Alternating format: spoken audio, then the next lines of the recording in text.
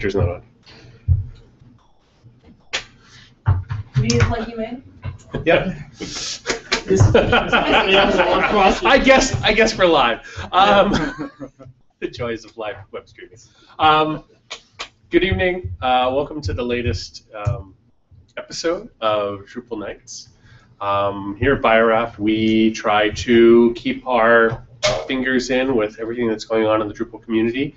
And one of the ways we do that is by hosting these Drupal Nights on a monthly basis. We try to come up with topics that are of general interest, things that we find interesting for our own use of Drupal, as well as for the general community.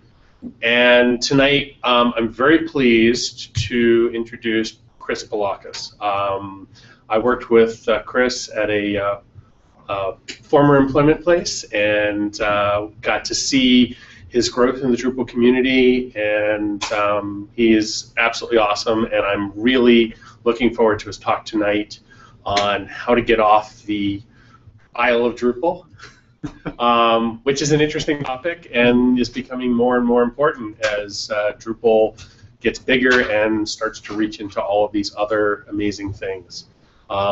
So I think we are just about ready. And we're waiting for the slides to come up. Yes. And plugged in. The joys of technical difficulties. Yes, the projector seems to be arguing back. No, they're still not quite there.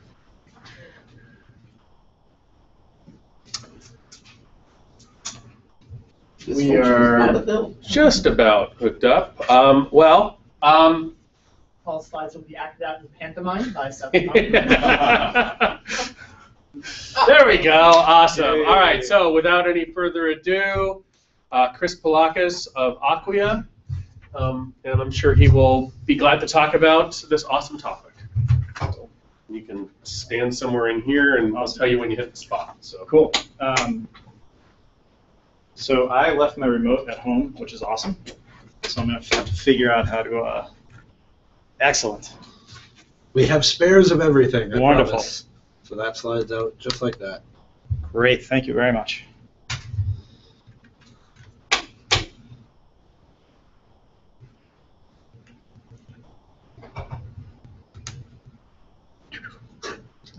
Do you have a shift button? Keyboard. It's not a keyboard. So I just would suggest going back into the presentation and seeing if it works. Yep. Excellent. Thank you very much. Spot. You're perfect. Excellent. How's the lighting? It looks good. All right. Cool. Well, thanks for having me, guys. I'm excited to talk to you. Nice to see some old friends who I haven't seen in a while, and meet some new friends as well. So the title of this talk is "Accelerate Drupal Development by Getting Off the Isle." I'll explain what that is in a minute.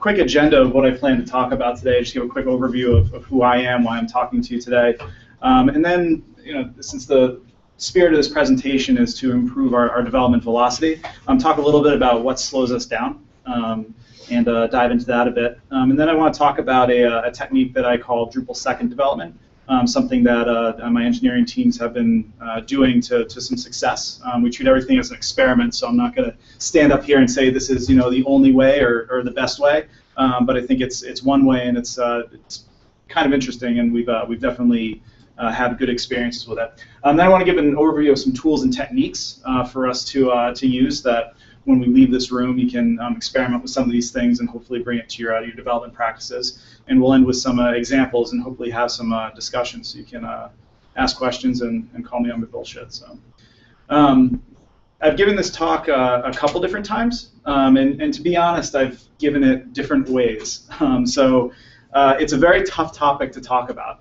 It's a very technical topic that tends to be outside of Drupal developers' wheelhouse in terms of how they think about Drupal. It's a little bit contrary to how we think about Drupal. So what I'm going to try to do is I'm going to try to give the presentation pretty quickly and go through the concepts, and then we can maybe have a nice discussion about any technical deep dives, or we can go as deep as you guys want. But I'm more or less just going to try to give an overview of what this is, and we can go from there. My name is Chris Pliakas. First and foremost, I'm a dad and husband. I'm also an engineering manager at Acquia. My title is Manager of Content Service Engineering. As part of that role, I'm technical product owner of Acquia Search and Acquia's commerce initiatives. So the teams that I work with tend to build out products or SaaS offerings and also contribute a lot of stuff back to the open source community. I'm an avid open source contributor. Most of my contributions are in Drupal, although most of my more recent contributions are outside Drupal. So overview of my perspective, I ship code. That's what I do. We build products for people, and hopefully people like our products. I think a lot of people in here at BioRAFT, we're kind of aligned in that we build a service out of Drupal. Off Drupal, it's a little bit different than building for clients and that sort of thing. But that's the perspective that I'm bringing to you today. This image doesn't really do it justice because I work for a startup, so it looks more like this. My goal is that when we ship code, we have to be very, very nimble. We have to be able to react in real time to market demands. We have to be able to pivot. If we look kind of like that dinosaur that we saw earlier, then we're dead in the water. We usually do it right, but we want to avoid disaster. The risk of when you are going fast and are nimble is that you can crash. So we want to avoid that as well. So let's talk a little bit about what slows us down. And by us, I'm talking about my perspective and my teams, just some observations that we've had over the past few years. Honestly, to me, it comes down in some form or another to technical debt. As a young manager, I spent a lot of time, complaining about sales and marketing and scope and all that sort of stuff. Then I kind of realized that you kind of can't control that aspect of it. You can really only control what you have ownership over. And if your code can't stretch a little bit, then you're probably not architecting your code as good as it should be. I think the sign of a good language, the sign of a good application, is when it can be used in ways that you didn't intend it to be used.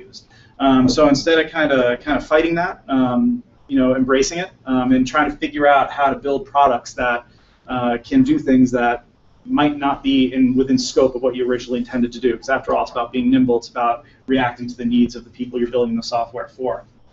So let's talk about Drupal. This is the vision of Drupal. How many people have seen this analogy of Drupal and Legos and that sort of thing, right? From my perspective, this is a great vision statement. It's a great way for people to explain to others who are new to Drupal how the software works and how you can kind of configure these web experiences. And it's more, it's very kind of marketing friendly. It's true, but it's marketing. But in my perspective, this is more the technical reality of Drupal, right? You have these building blocks, and they kind of do something. Some of them are big, some of them are small. They kind of fit together. At the end of the day, it doesn't. It's tougher than it looks. It still sucks less than the other things. I still love you, Drupal. We're getting into a weird place, so I'm going to move on. So taking kind of the building blocks, let's talk about modules. Shifting to Wikipedia, which is the source of truth of everything, right? Modular programming is a software design technique that emphasizes separating the functionality of a program into independent, interchangeable modules such that each contains everything necessary to execute only one aspect of the desired functionality. All right. They're really, I actually do like this definition, but there are two things that jump out at me. One is the interchangeable, and then the other is the only one aspect. So when we compare this to Drupal modules, we kind of see that Drupal modules don't necessarily fit within that paradigm, right? They're somewhere between, having that Linux adage of do one thing and do one thing, really well and being swappable, and like an app, like a full-featured thing. You kind of get something in between where, can you really swap out your modules? Is that really how Drupal's designed? Does it really only do one thing? Can you kind of build on top? With Drupal, how it works is you obviously start from the UI, piece these things together, and then you start working down the stack, going down towards the code. And the great thing is that it gets you about 90% of the way there. The last 10% is really hard. I'm sure you guys all know this, but it is really, really difficult. And the reason is because the way that these modules are, they're not really Lego blocks, right? How do I extend this? How do I build on top of that? It's that last 10% of pulling it together that's really, really difficult. So switching away from Drupal, how many people here have heard about the PSR standards in the PHP community? Okay. So there is a group called PHP Fig, which is fun, but it's called the Framework Interoperability Group, and it's a bunch of people from a bunch of different projects. Whether it's WordPress, Symfony, Cake PHP, PHPVB, it's like 20 different projects and all these representatives. And what they said is, okay, we have all these different islands and archipelagos of communities out there. How can we get people to start sharing the tools and techniques across these projects, right? I mean, you obviously can't take a Drupal module and install it in WordPress. That doesn't work. What can we do from a PHP level? Let's boil it down, get the lowest common denominator, and figure out a series of standards and recommendations where PHP and the low-level stuff can be shared and reused across these different projects. After all, PHP community at large is kind of like Drupal. There's a lot of cooperation, right? At the end of the day, even though the products technically can compete with each other and there's overlap, we're an open source community and we like to benefit from what each other does. And it's mutually beneficial, and I think the PHP community embraces that like Drupal does as well. So if you go to phpfig.org, there's a nice GitHub repository that shows all these standards, which if you follow them, then it allows your PHP code to interact a little bit more nicely with each other. It's all about playing nicely.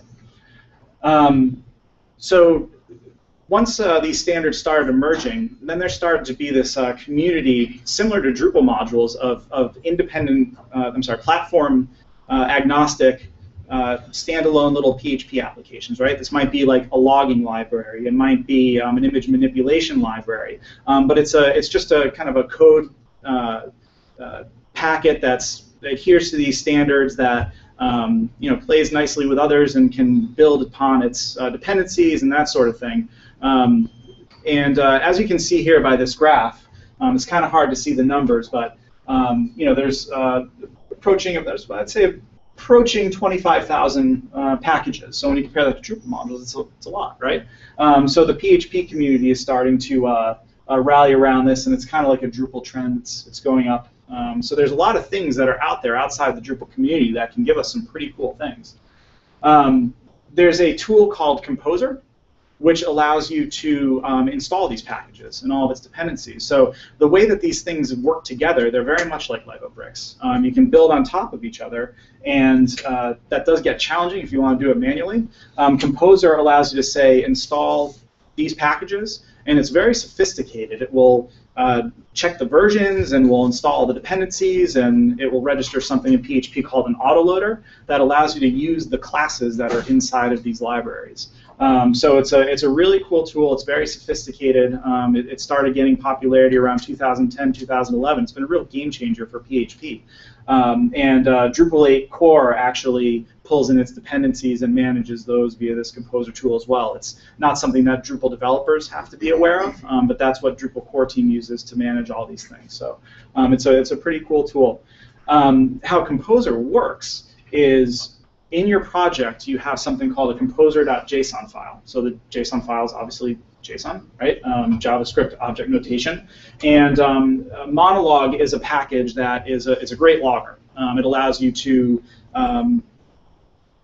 add logging messages inside of your PHP code. You can specify the severity of that log, whether it's debug message, emergency, critical, and then it allows you to send those logs to different channels, whether it's standard out, whether it's a file, whether it's gray log, whether it's a lot of different things, right? It's a really cool library. If you want to pull that into your project, you create a composer.json file. You add it in this format. There's a lot of documentation. We can go over the documentation. We can go over the structure in a little bit more detail if we want to. For the purposes of this, I'll move on. Getting Composer is really easy. It's this one line up here. And then once you download the tool, on the command line, you run the install command, and it will do everything for you. It will pull down all the latest version and all that stuff. If you want to make sure that your stuff is up to date, you change this command to update, install to update, and it will pull in all the updated versions. So if Symfony releases 2.4.7 or whatever, you run that, it pulls up the latest versions and then all the dependencies as well. So it's a great way, in the past when you use PHP libraries, you had to do it all manually. That's no longer. So it's a really cool tool. So the technical reality of these packages are that they actually are like Lego bricks. You see there's a lot of dependency stacks, and when you use this stuff, you really don't notice that. It's really great. And when you're building these packages yourself, you can really leverage what's out there, and there's less of a chance of it toppling over the higher in the stack that you go. And the tooling that's around these packages is really great in terms of testing, automated testing, and the standards make it easy for these things to interoperate. So generally, when you download these things, you treat them more like a black box, right? There's some documentation to follow so that you use it. You spend less time kind of digging through the source code and having to find the obscure bugs, and more time using the library. Obviously, there are bugs, but at the end of the day, I found these things to be a little bit more reliable and a little bit easier to maintain if you're contributing that code back as well. So on the flip side, if you're going to take a library approach instead of a Drupal approach to development, you start from the code and work up the stack to the UI. The problem is that the stakeholders see this, right? So that sucks. The last 10%, again, is really hard. And the last 10% is the stuff that people see. So you spend all this time building out all this cool code and making these things work together, and it feels really good, and at the end of the day, you get a really bad-looking form. At the end of the day, experience always wins. If you're going to put in front of a good experience in front of your stakeholders, they're going to be more excited about that than if you build some great code and show a really crappy text field. So that's the challenge there. So the challenge to us is, how do we get both, right? How do we try to eliminate some of the technical debt of how these modules work together, but also leverage the great power that Drupal has to build out these incredible experiences. And that's where this Drupal second development approach comes into play. So take a step back and just explain this a little bit. So the Drupal second development approach is, instead of using the module as that reusable piece of code, it's more about focusing on building out these libraries and then integrating them into Drupal, right? Use Drupal as the display layer, but build the low-level functionality in a manner so that you can use all these different tools that are in the PHP community, and then also you can use these tools and use them outside of Drupal as well. So a great example is, my team builds a lot of services, right? We build a lot of REST APIs. So web consumable APIs that Drupal sites can connect to and all that sort of stuff. Some of our things are built in Drupal. Some of our things are built in Silex, which is a micro framework that makes it really easy to build REST APIs. If you take a Drupal second development approach, we can actually write the low-level business logic and port that between the two different projects, whether it's Silex, which has nothing to do with Drupal, or whether it's Drupal, which has nothing to do with Silex. We can do that. And a great example is that we actually use Drupal to manage all of our search infrastructure. So we have like 170-something Java servers running our Solar clusters. It's a lot of boxes. We did a lot of evaluation, and Drupal actually gave us a lot of the stuff that we needed. Drupal is our registry. It tells us what these different servers are, and then when we spin them up, the server pings Drupal and says, "Hi, I'm here. Initialize me," and Drupal will execute SSH commands to initialize that server as a Solar server, and then we'll issue commands to help provision those indexes. Right? So that's effectively how we run Acquia search. We also have a need for some internal tools to be able to do those same types of things. So what we do is we use a pretty cool library in the PHP community that executes those SSH commands natively and does some other things as well. And we're able to use that both in Drupal and outside of Drupal in our command line tool, so that we can initialize. We can have a nice command line tool to initialize those servers and do those things using the same low-level code as we do in Drupal, so we don't have to maintain two code bases. It gives us that flexibility. So the challenge is using Composer inside of Drupal, right? So Composer when you use projects that leverage Composer to build out its dependencies, it requires a single registry of all your libraries. If you're writing a Drupal module, the way that it works structurally is you download a directory, for lack of a better word, and you shove it in a location, if you were to define your composer dependencies in those modules, each one would have to have their own file. It just doesn't work that way, right? Composer wants one library space, whereas with your modules, if you're going to start to use Composer within those modules, then each module will have the separate library space, and it gets tricky, that leads to code duplication and that sort of thing. So Composer Manager is a project that tries to bridge these gaps. So if you have a module and you want to put your Composer dependencies in that module, what it'll do is it'll actually scan all of the modules that are installed. It will combine those requirements and generate a single Composer file so that now you can use Composer to manage all of the dependencies that all these modules require. So it's a little hacky, but it works actually really well. We use it on a lot of different projects. So to kind of see what this looks like, it also integrates really well with Drush. So in this instance, what I'm doing is I'm using Drush to install a module, and it takes care of a lot of the sticky stuff for me so that, as Drupal developers, you don't really have to worry about the low-level workings of Composer. It kind of eases you into it and takes care of it as long as you're using Drush to do these things. So in this case, what it'll say is, after you really want to continue, it asks you if you want to update your packages managed by Composer. It will download Composer and then run the appropriate commands. And then you see here that the Composer tool is installing all the dependencies that my module requires. So in this case, it's kind of cut off, but I want to include that monologue library, that allows some really cool logging functionality, because as a developer, I want to be able to track that stuff, and Watchdog's a little bit tricky. So instead of having to do this manually, you define your dependencies in the module, enable it via Drush, and then Composer Manager will pick that up and resolve that stuff for you. Inside of Drupal, it gives you a nice little UI that tells you all the different packages that you have installed. So it's kind of interesting once you see this list, because you might want to do the monologue library, and then you realize that, oh my God, I have like all these 20 libraries that it depends on. You don't really have to think about that. It was nice to see them there anyways. And now in our Drupal module, what we can do is we can write a UI on top of it, but all the low-level logging functionality I'm already borrowing from Monologue, and I can do some really interesting things like Monologue has this Chrome PHP handler. So in Chrome, you can actually, the developer tools allow you to have this console. So if you go to developer tools in the console, this will actually pipe messages to the console, so you can see the Watchdog logs in line inside of Chrome. Maybe if we have time, we can set that up and you can see what that looks like. But again, this is something that Drupal past, a Drupal developer would have had to build this, but we get this natively from the PHP community and pretty much just have to worry about writing a UI to manage this stuff. So what challenges do you guys see? Kind of flap my lips for a while here.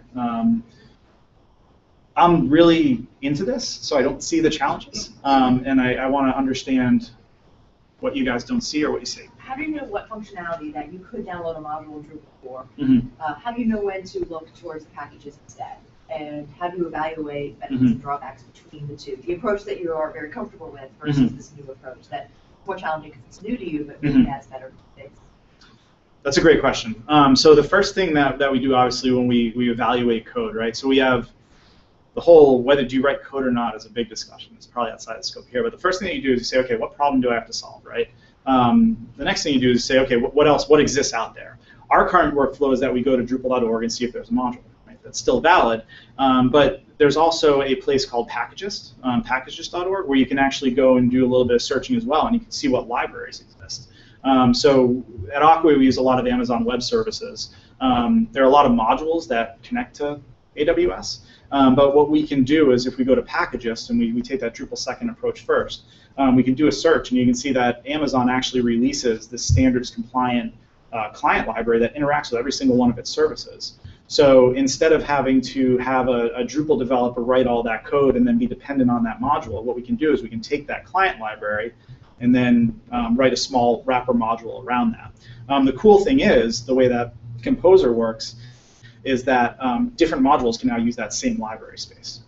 Right? So I don't have to have those modules depend on each other. I just say the libraries that this module depends on are the same, and I don't have to worry about the cross dependencies, that sort of thing. Does that make sense? What core functionality have you chosen packages over Drupal modules for? Things like sending messages and notifications? Like what things do you look to, other sources for? So a lot of them, if we look in the modules that depend on Composer Manager, there's a lot of integrations with different services. So a great example is Apache Solr, Elasticsearch, right? These are search technologies that the current Drupal landscape, we as Apache Solr maintainers built a connection to Solr ourselves, right? We manage it completely in a Drupal module. There's actually a great, well-used library that connects to Solr and handles all that version stuff, so you can use it there. Elasticsearch, again, there's connectors in the community, you can use it there. Logging is a big one. My biggest challenge as someone who doesn't really code much anymore is that I have a team of people that are coding stuff, and then we have a whole other team on the other side of the room that supports our software. So that other team isn't going to dive into the code. They're not going to debug stuff. They're getting hammered by customers saying what's wrong. I need those guys to be able to have a good logging channel. And Watchdog doesn't really cut it in syslog, right? We want to pump that stuff into a centralized logging system where they can have access to it. And this allows us to do that without having to write that connector. So a lot of stuff like that. So it's really, it's really low level. But again, there's a lot of cool stuff that's out there, and then you can use Drupal as the experience management layer. Yes? So, in the past, Drupal's growth of number of modules has been because the community seen a need, somebody's gone and written the module, and as a result we have, the however many tens of thousands of modules that are there. Do you see that this is going to actually reduce the number of custom Drupal modules because instead of reinventing the wheel yet again, there's going to be, all we have to do is write a wrapper script around this more standardized PHP library and all of these instances. Is this going to make it easier instead of having that huge proliferation of modules where now you're worried about, is the maintainer going to be around, et cetera? Does that make your code more stable? In my opinion, it's made our code infinitely more stable. So a great example is, well, to answer your question, the number of modules in the Drupal community, I don't know if the number will change. The size of the modules will change dramatically and will decrease. The size of an individual module, there'll be less lines of code inside of Drupal, more lines of code in the library.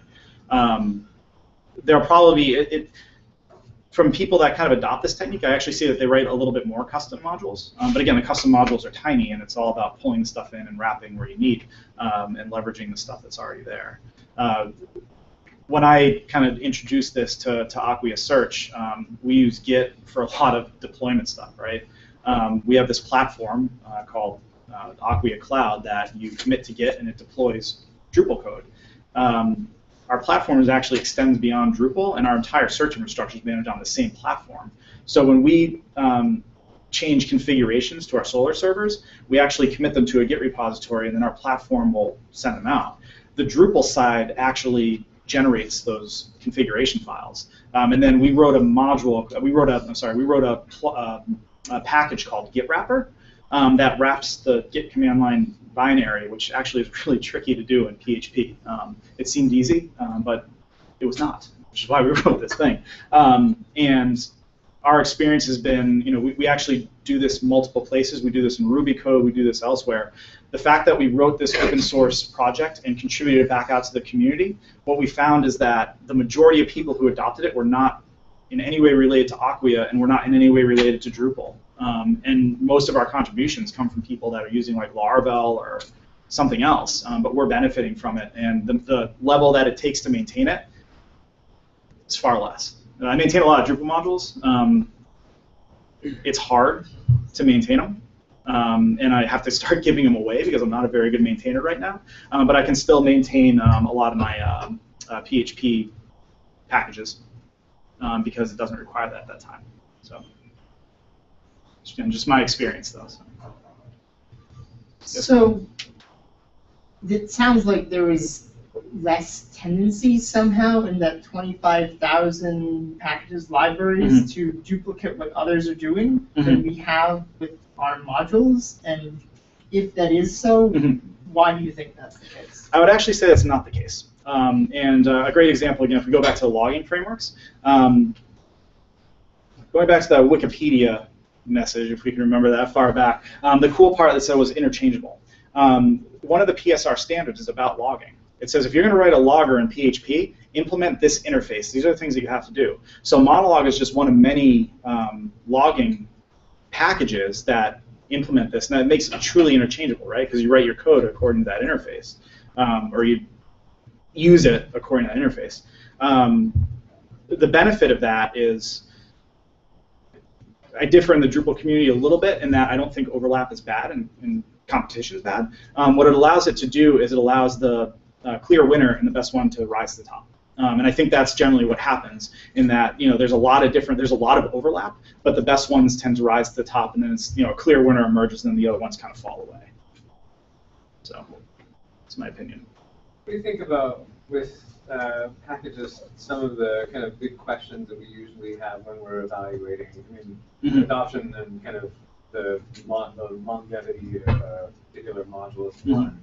Yep. But then there's also like security and performance and, I guess feature set is probably something you can handle a lot more easily just in general. But security and performance sound like they'd be big ones, in part because of the expectation of, Drupal, we've kind of identified where the vulnerabilities are and build APIs for them and have ways of dealing with a number of these. Are you seeing that as being the case with packages, or is it? That's a really great question. So there's a couple interesting things there. One, the scope of these packages, again, going back to that modular design, right? It's do like one thing and do one thing well. These packages tend to be narrower in focus, which is again why when you download one of these things, they tend to depend on 20 other things because they're very narrow, right? And that's really Lego, the building blocks. So the avenues for attack and security are different than a Drupal site. You're usually implementing these things and then putting some sort of user interface around it, and that user interface layer is really where most of the security vulnerabilities will happen. With that being said, obviously there's vectors for attack in any code. So companies like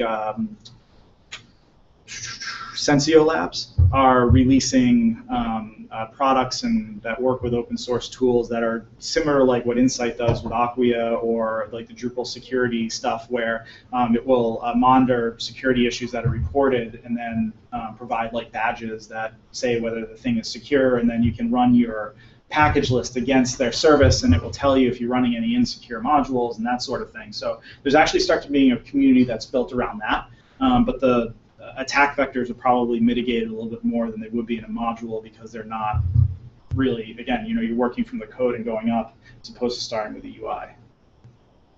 As long as you respect that. Yeah.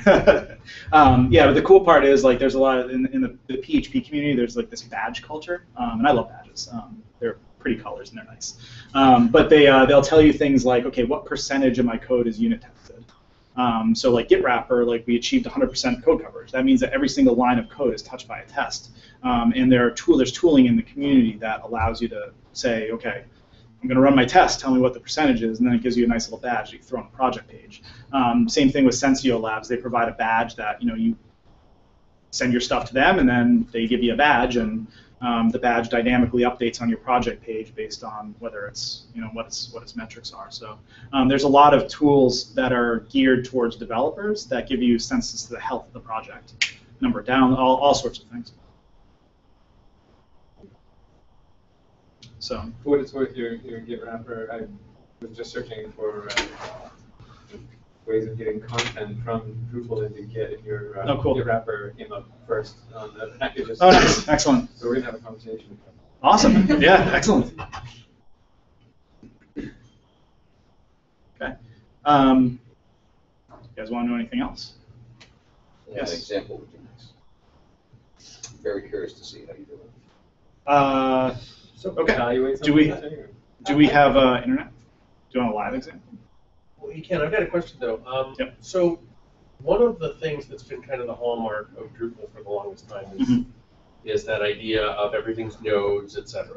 Yep. And when you start bringing all these packages that are that low level, most of those don't have any awareness of it. Is Right. that where the wrappers are coming in, or is this forcing a change in how people are building Drupal sites, applications, etc.?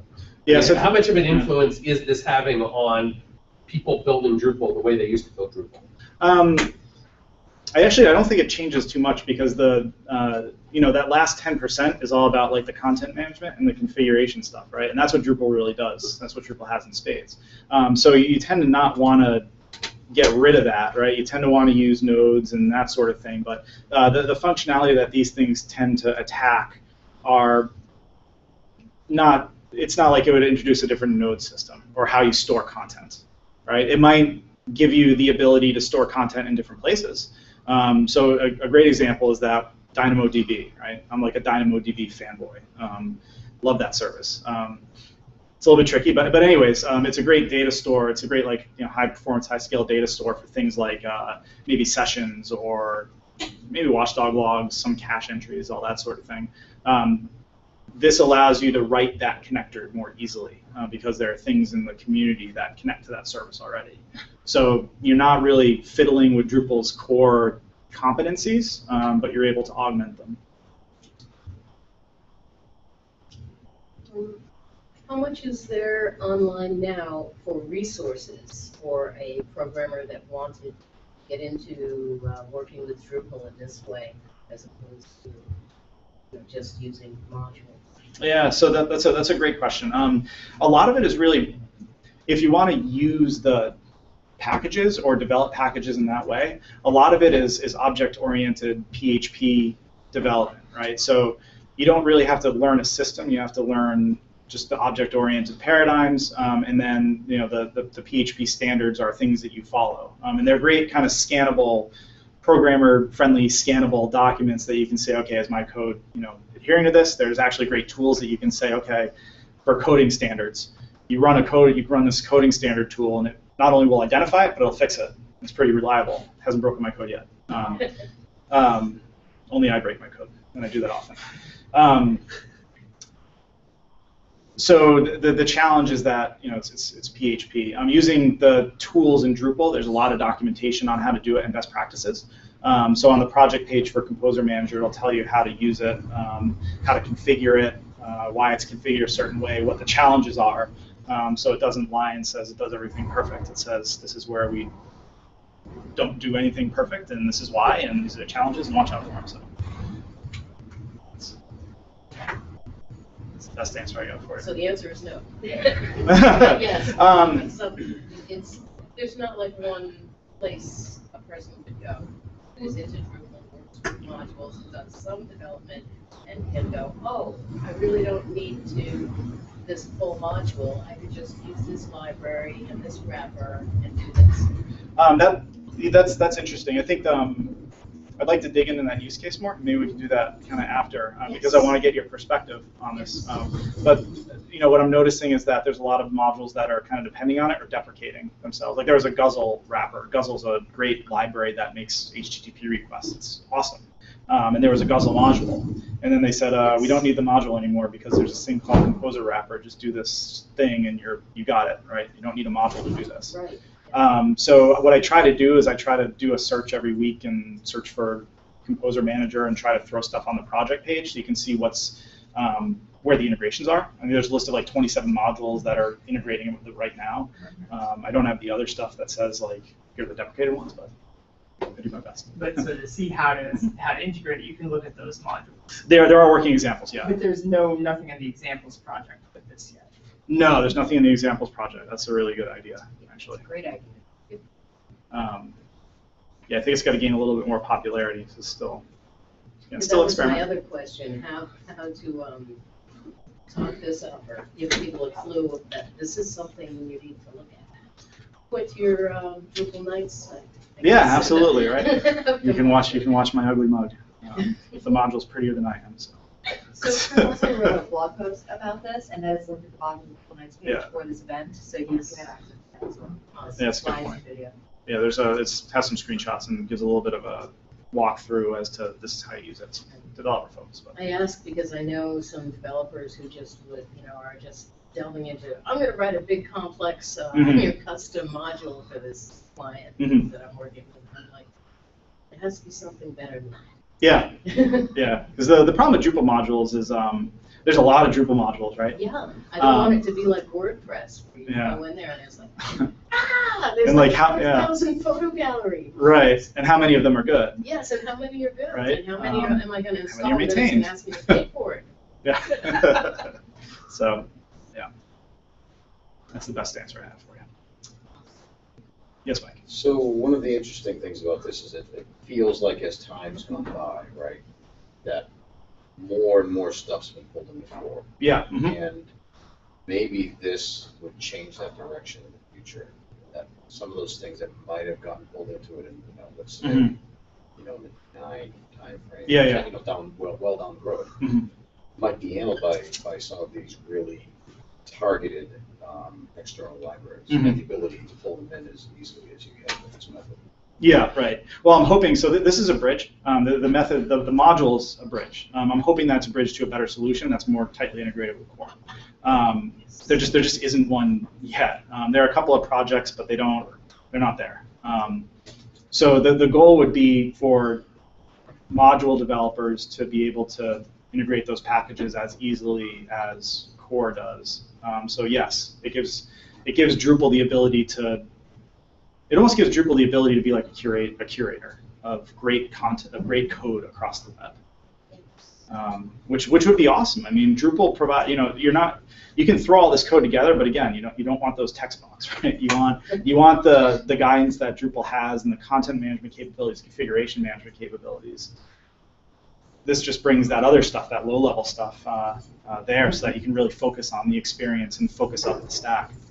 So Drupal used to be considered to be a community plugin. That was the original idea of it, is it did all those low-level things. Right. It's like, in the meantime, Drupal's gotten really good at the pretty parts, and a lot of those low-level pieces, the plumbing pieces, so to speak, are basically like being handed off to the PHP community through packages and Composer. Yeah. Because there's more eyeballs. Yeah, we lose. I mean, I love these emails. I left Drupal. These blogs like, I quit Drupal. But you see, like a lot of these people, they go to like frameworks, right? So the cool part is this allows to kind of bring them back. It also allows us to pull in people. But yes, my theory on that is that experience matters, right? When you're building Drupal sites, like we talk about it all the time, Drupal is always designed by developer. WordPress has a huge market share because WordPress has pretty sites. It's a blog, it's a targeted product, which is but it has pretty sites. That's why Drupal's focusing on the front end and the user experience, because that's really what it has to do something. It has to serve a purpose to the people who are consuming it. So yes, it allows that to happen. Is it also a case of now there's more services available, so more libraries are being written for these different services?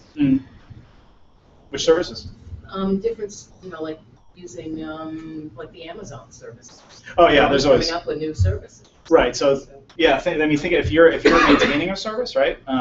So one of my side projects at Acquia is we have an Acquia SDK for PHP, and it is not Drupal specific anyways. It's a library like Amazon that allows PHP developers, no matter what you're using, to connect to our services. The reason and the thinking is that, okay, well, if you're a service and you're not Drupal focused or whatever, you want to release code that allows people to more as easily as possible integrate with your stuff. If you're just writing a Drupal module, then you're targeting a very small subset of the PHP community, right? Same thing with WordPress. It's still a bigger one, but it's still a small subset. So it reaches a larger audience. So that's why these things are out there. Good question. Are you seeing any criteria for when you would choose to write a module and when you choose to write a PHP package? When you had to, obviously, on your Git wrapper module, actually draw the line and write part of it in a package and part of it in the Drupal module. Yeah, everything that, so the Drupal module, the library has parameters that you pass into it for configuration. The Drupal module provides a UI to set those configuration parameters. So it's a settings page. Exactly. pretty much a settings It's a page, settings page. And an API. Yeah. An API call. Right. So think about how easy that is to port to Drupal 8. Right? So You're porting like that much as opposed to that much. if you were to write views with this kind of notion, then you'd probably write most of it in a package, and then just have the settings pages and the UI and Yeah. Views is interesting. I don't know enough about the internals of Views to. or any Yeah. of these kind of fundamental Sure. pieces of Drupal that. The question, that's a great. So the question I always ask myself is, does this functionality that I'm writing in my module actually require Drupal, or could this be used outside of Drupal? And say, with Git wrapper, it's like, do you really need Drupal to wrap Git? No. There's a whole section of this functionality that could be handled in a way that other people could benefit from as well. So that's where you draw the line. You would say put everything outside of Drupal that you possibly can. Yeah. That's my opinion. Sure. And I've found success doing it. So just very quickly, packages.org is like just the place to go and look for these, or are there other? Yeah, and you can tell it's designed by a developer. So start with code, experience sucks. It makes it look beautiful. So Packagist is it's like Ruby Gems. It's the one community stop. You can run. There's tools where, let's say you have private code and you don't want to release it out, you can run private Packagist repositories. But yeah, that's where you go.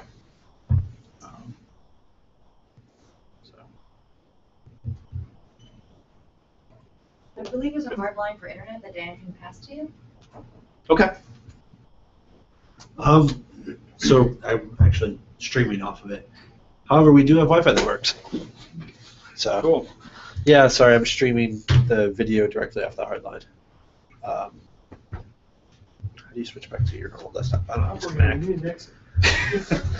You're not a Mac. I am, but only out of I being need forced to. I need to plug back in. To put it on the projector, probably. Yeah. It's not wireless.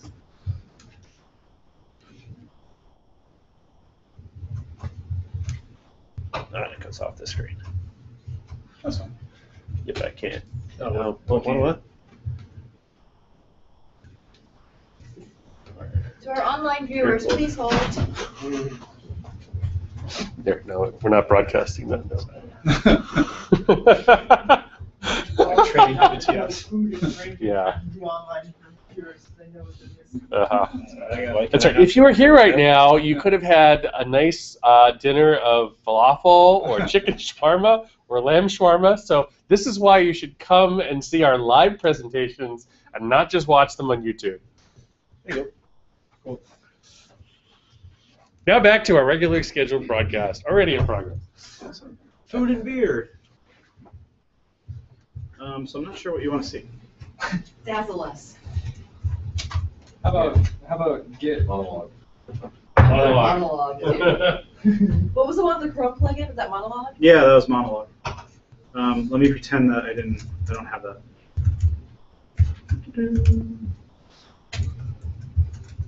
We can kind of go over the structure too.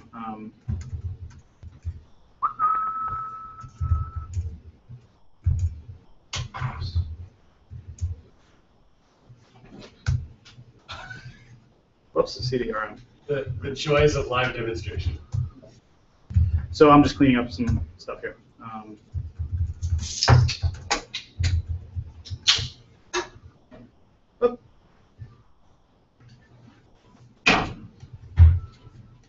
Helpful to have an environment.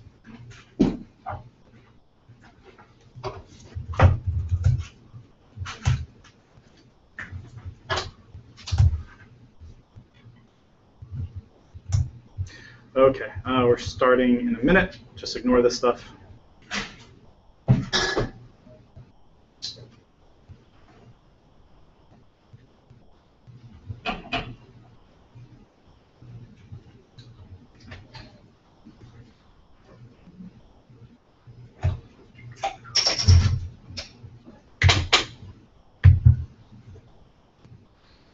Let me see if I can set this up here.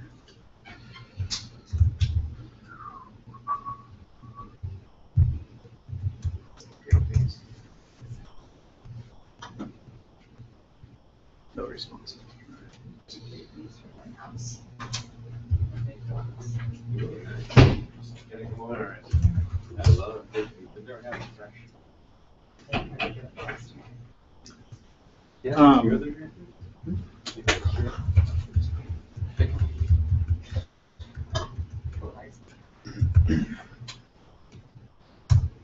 Okay. So this is a Drupal 7 site. The Drupal 7 site does not have Monologue installed. What we'll do is we'll go to Composer Manager. We'll talk about some of the installation steps. We'll walk through some of the documentation. We'll inspect the Monologue module just to see how it works and how it pulls in this stuff. And then we'll go from there.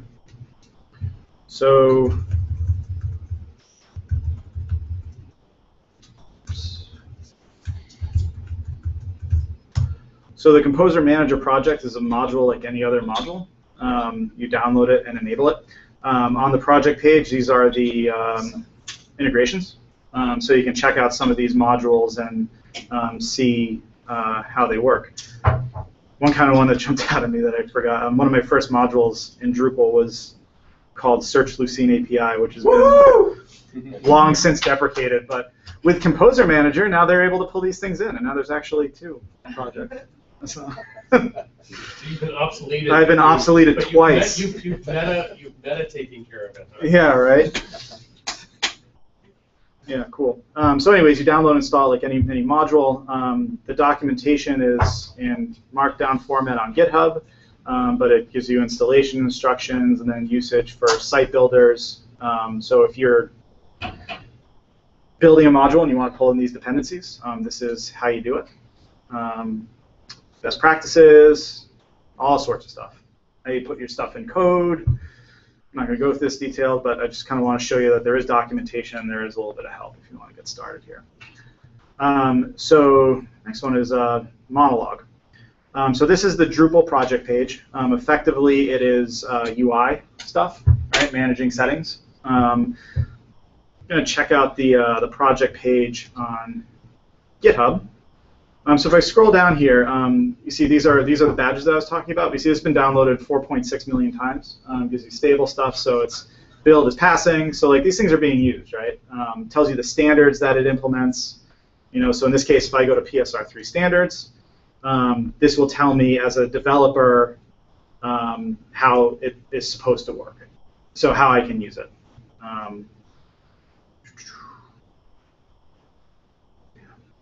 So those badges aren't required. Is there a way you can look up that information easily on GitHub?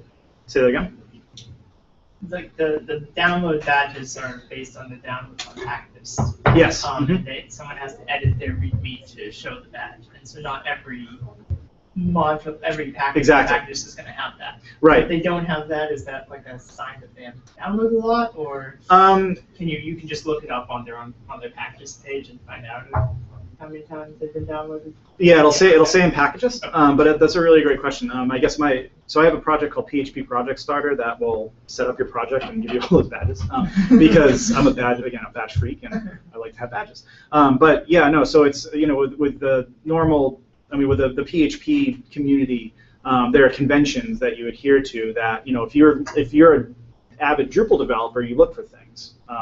Just here to coding standards, how's the project page look, there's things that you look for, right? Same thing in the PHP community, and these badges are kind of one of them. Is it tested by Travis? Are they advertising how much has been downloaded? The more transparency, the probably better it is, right? So anyways, cool thing about Monologue, it tells you how to use it. So the cool part is now you can leverage this documentation, right? So if you're writing this stuff from Drupal, you have to document it yourself, but you get the benefit of low-level usage documentation of this stuff, which is pretty cool. But if I scroll down, the kind of killer part of this library is that these are all the things that I can log to. So handlers are where it goes. I can log to files. I can log to syslog. I can have a rotating file handler so that says these are the logs on that day and automatically rotate it for you, like log rotate. You go to mail. You can mail yourself for like the really bad things. Hip chat. Hip chat's for the hipsters. If you like that, it's cool. But yeah, so you can have it like it's IRC and all this stuff. It's pretty cool. You can also throw it to Fire PHP. So if you're a Firebug person, you can have your logs there. Chrome PHP, browser console, something else I don't know about, and then there's some cool like handlers. So like fingers crossed handler it's a really cool one. What does this do? Oh, it doesn't log anything until an error happens, and then it'll log everything that happened up until that point. So if you don't want to get flooded with crap, you have the fingers crossed handler, and your logs will be clean until you have an error, and then it'll give you everything you need to know. Yeah. So all this stuff, right? It's pretty cool. So in Drupal, I would download this module like I would any other Drupal module. I'm going to enable it via Drush because that's the easiest way to do it. This is where I am. Then we'll kind of give well, actually, let me go back and show the source code. In order for this to hook into Composer Manager, there's no hooks you have to implement. But I do have a composer.json file. So if I look at it, it's very simple, right? This is really the meat. The other stuff is metadata telling who the author is, where to get help. But this is the dependency that I have. So Composer Manager will pick that up and we'll install it for you. So that's all you really have to do to leverage these libraries in your code. And now if I already DL'd monologue, so we'll just... So in your info module, you have a requirement for Composer Manager. I don't know. You can, but you don't have to. You should. Well, so you do Drush. Yeah. And it's going to go and it's going to get that, and but yes. But it uses Composer Manager, so that's a requirement. It depends on Composer Manager, so it's yes. Made my brain go somewhere that I didn't expect it to go. So yes. So now I'm going to enable monologue, and yes, I really want to continue, Josh. Thank you. You're so kind. If Composer's not downloaded, it'll say, do you want us to download Composer? And it'll do that for you, so you don't have to worry about that. And now it says update packages managed by Composer, so make sure, do I actually want to pull these things in? I say yes, and it's a pretty long process. But what it just did was it took all the modules that were enabled, it built its consolidated composer.json file, and now it's saying in that consolidated one, so the requirements across all modules, pull in all these packages. And that's what it's doing right now. So what it's doing is it keeps on communicating with packages and is checking all the different versions and iterations and resolving those dependencies. So it's again, it's a longer process, but it's a lot of it's a dependency manager, 3 or 4 steps beyond what Drupal has right now in terms of its dependency manager. All right, there we go. So it installed the interface, the PSR interface that depends on. It installed the latest stable version of the module. You can specify versions, but and then it also is nice and says if you want to do any of these things, we recommend installing these packages. So if you want to log to CouchDB, install this dude. So now if everything went well, ignore that, please. So now I go to Composer Manager, and you see that I have all these. I have multiple modules that have packages, but it'll tell me monologues installed. And then when I go to configuration, I go to monologue.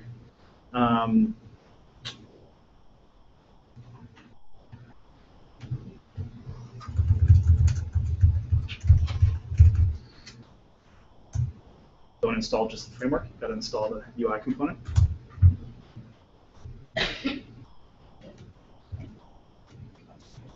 There we go. So now what this is saying is take everything that I know via Watchdog. So Watchdog is Drupal's internal logging system.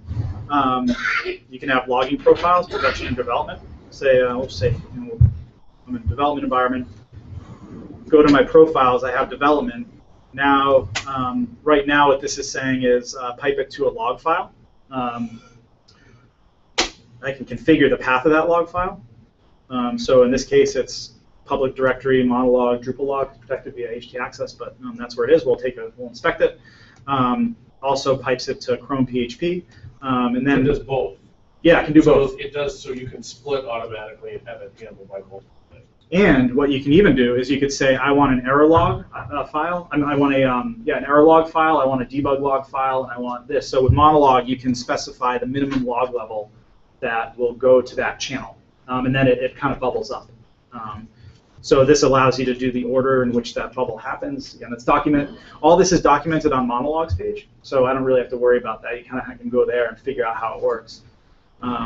So if you weren't using Drupal and you were going to be coding up the logging for your PHP application, you would have a config file someplace that would basically be setting all of these things up and that in. Or you'd hard code it. Or hard coding it. So this essentially is that slick Drupal, here's the fancy UI that everybody loves. And everything else is being handled by the library. Exactly. Yep. And so I can say add handler, and now I can do all the handlers that are available. So these are the ones that are implemented with the log modules that are there, but I have all this stuff for you. So syslog, all that crap. So in Drupal right now, how this works is that if you want a watchdog, if you want to, I forget what they're called, but if you want a module that will send watchdog via email, there's a module for that, and it has that custom code. Same thing for Graylog. Module for that, custom code. So if you had 3 or 4 things you wanted to do, you'd have to have 3 or 4 modules, and then you'd have to worry about competition and them stepping on each other, etc. Yeah, so why not just use a best-in-breed package that does all that for you and has $4 million? So that's it. I don't think I have the Chrome stuff set up, but if, oops, what's my shortcut key there? To open and close tab? No, to do the developer tools. F12. Or you can right-click inspect element. What am I doing here?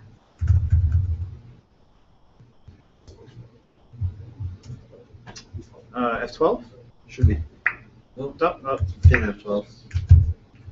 Or not. Here, go back. And then right-click, and then inspect element. Yeah, pop it up. Okay. So in a perfect world, in console here, if I have this set up correctly, then all the Drupal log messages that were on that page load would pop here. So now as a developer, I don't have to go hunting them out of files. It's actually pretty nice, and it enables your efficiency. If I go to,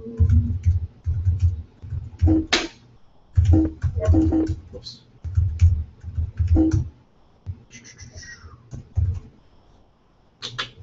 I don't think I have any messages here yet. Let me disable module. Textual database logging. Get out of here.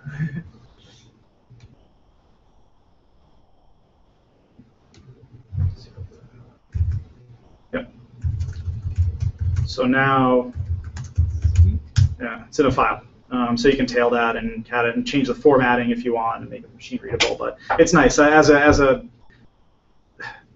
like black backgrounds with white text. That's just how I live. I like pain. So I like having this console up where I can tail the logs and then do my Drupal stuff and then see what happens in real time. It's nice for me, not for other people, but for me, yes. So yeah. So the integration of Drupal is extremely light. What actually does it look like? So you see to show that code? Sure. Yeah, this case it's not as light as I want, but it's ctools wrappers. So the module is, I have my hook info, Drupal stuff, hook menu, Drupal stuff. I have a hook theme, Drupal stuff, ctools plugin. This is the factory function that gets the monologue object, the class. And this is where it takes the variables and then initializes that class. Right? So this is like this is the business logic. What? You're doing just standard variable gets to figure out the settings work. Yeah, this is just variable gets in some cases. And then the other stuff is in this case the push handlers that takes the ctool. There's exportable plugins. So like half of the settings are better in variables, and then the stuff that's like I want to add a forget what I call it, but like a development environment in Prussia. All those are managed in ctools exportables, so those are handled by that system. Yeah. So, anyways, it's where's the yeah? So here, like new logger, Composer Manager will make sure that that class is available in runtime for you, and then you basically that's the wrapper. Yeah. That's the wrapper. That's the wrapper. And then the other. The other stuff is some helper code. Like I have a request ID so that it propagates like a request ID for all the logs so that you can trace that back, because our support guys need that. Yeah, and then the rest is like CRUD functions, right? Was there an implementation of Hook Watchdog in there that actually?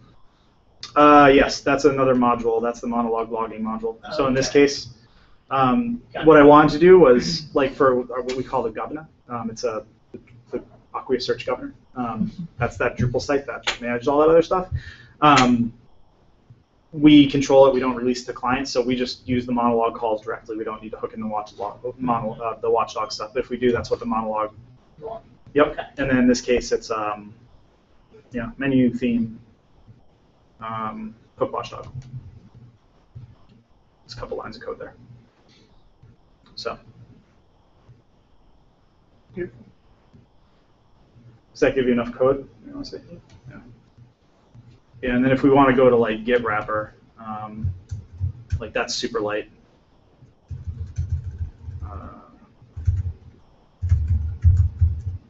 Can I do this? So I've got a question. As somebody who's written a number of Drupal modules that implemented external APIs, yep. seen, etc. Yep. This is very similar to that. How often do you have to go and maintain the pieces once you have something? I mean, is it pretty stable that once you write a wrapper, it's just going to work even if they update things, or is there a chasing the tail problem that the development of the packages stuff requires you go in and keep tweaking it? How quickly does it stabilize? So that's a really good question, and the answer that I have to that is a question back to you guys. Have you guys heard of semantic versioning? No. So it's got to get some yes or no. So semantic versioning is another convention that's kind of broader beyond PHP, and it's a way of versioning your packages, and it's a major, minor, patch, so 2.0.0. Right? Drupal doesn't adhere to semantic versioning right now. The packages on packages do. So what this means is major version are incompatible API changes. So what you can say in Composer is, give me all the 1.0. whatever versions, right? So that you know that you're not breaking your APIs. Minor versions are like when you add functionality, but they're backwards compatible. So there are new things that are available. So you can even get granular and say, okay, I only want patches, I only want code from this major minor version, but update the patches so that I get the bug fixes. It depends on how many software packages you want, but the way that you do it, like we just run every now and then, we're like, we should probably update our packages. We have our versions configured in such a way that we're only doing patch releases because we don't want to change major functionality unless we have to. So we just generally update it. We run our tests, and there's a lot less. There's a lesser propensity for these packages to release bugs in their their 1.0.1 than Drupal modules in like 1.1, 1.2, because you don't know. People adhere to those conventions more. So it's less likely to break in the long term once you have it working, as long as you stick to the version you wrote it for. Exactly. Yep. Yeah, I usually pick to be honest with you, like with the monologue stuff. If I go back, I don't know if I have this in my history. You see here that it took monologue 1.9.1. I could have said like pin me to the 1.8 branch, right? And in this case, in the modules case, it says 1. Whatever. So when 1.9 comes out, it picks that. When 1.10 comes out, it picks that. But if they release a 2 that potentially will break, it's not going to go there. It's not going to pick it up because the dependency manager says you want the 1 stuff, and then And at that point, you can decide if you're looking at 2 if you wanted, and then update the dependency and say, yes, 2 works. Yes, you got it. And what I found is that a lot of these things, I'm pretty liberal and say, like, just give me all the 1.0 stuff, and the way that people write these things, it tends to work. I haven't really had a thing break on me. Whereas the Drupal modules I have, including ones that I wrote, independent on my other modules. I've broken my own dependencies. I do this all the time. I'm good at this. In Drupal, what I used to do once every 2 months was I'd make modules depend on each other, and then Drupal freaks out and gives a white screen at death, and then it takes you 2 hours to figure out what you did. A needs B and B needs A, and it's And so Composer handles that fine? Composer handles Composer's very good about resolving those dependencies. What it's not really good about is telling you when the dependencies fail, why. It'll give you options, and then you're like, but if you have sane stuff, it's usually not a problem. It's not as much a problem as I'm making it up to be.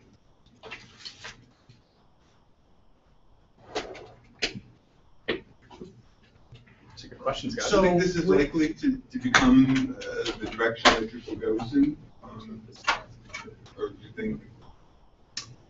Well, so Drupal 8 has adopted this get off the island. I didn't coin the phrase get off the island. That was more of a Larry Garfield, but kind of taking his direction, right? He put out a challenge and said, leave Drupal, learn stuff, bring it back, right?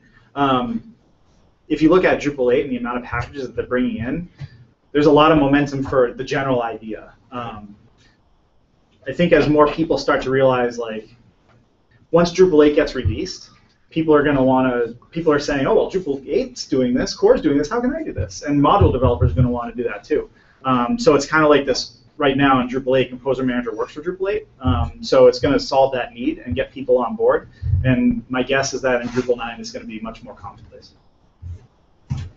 But yeah, Composer Manager works with Drupal 6, 7, 8. At Acquia we have a lot of Drupal 6 sites. No Drupal 8 sites that I'm aware of, but we play with it. And Drupal 7, so we can share code between us.